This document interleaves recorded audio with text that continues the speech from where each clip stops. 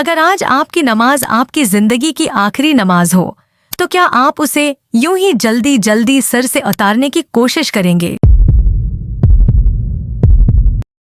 यही सवाल मुकद्दस के दिल में बार बार आता था। वो 5 वक्त की नमाज पढ़ती थी, मगर उसे नमाज में कोई सुकून महसूस नहीं होता था, बल्कि नमाज उसे बोझ लगने लगी थी। अक्सर उसे एक हदीस याद आती थी। हमारे प्यारे नबी सल्लल्लाहु अलैहि वसल्लम ने फरमाया कि क़यामत के दिन सबसे पहले नमाज का हिसाब होगा। एक दफा वीक एंड पर मुकद्दस अपनी दादी के पास गांव गई। वो रोज दादी को नमाज पढ़ते हुए देखती। दादी नहायत सुकून और इत्मीनान के साथ नमाज अदा करती थी, लंबे लंबे सजदे करती और अक्सर नमाज के दौरान उनकी आंखों से आंसू बह रहे होते। एक दिन फज्र की नमाज के बाद मुकद्दस अपनी जाए नमाज पर ही बैठी रही।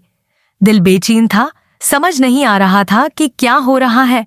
पास बैठी दादी ने पूछा, बेटा क्या बात है, इतनी उदास क्यों बैठी हो?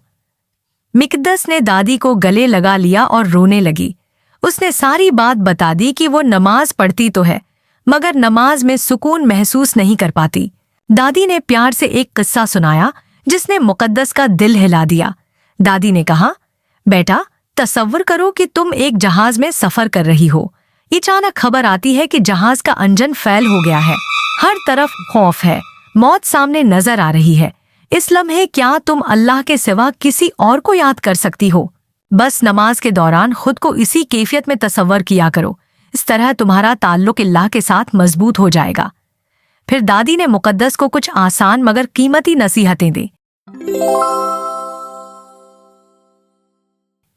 नसीहत नंबर 1, वक्त की पाबंदी। नमाज हमेशा वक्त पर अदा करो। जैसे ही अजान हो फौरन नमाज की तैयारी शुरू करो।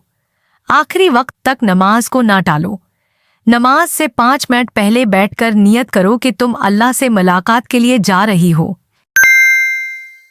नसीहत नंबर 2, नमाज का तर्जुमा।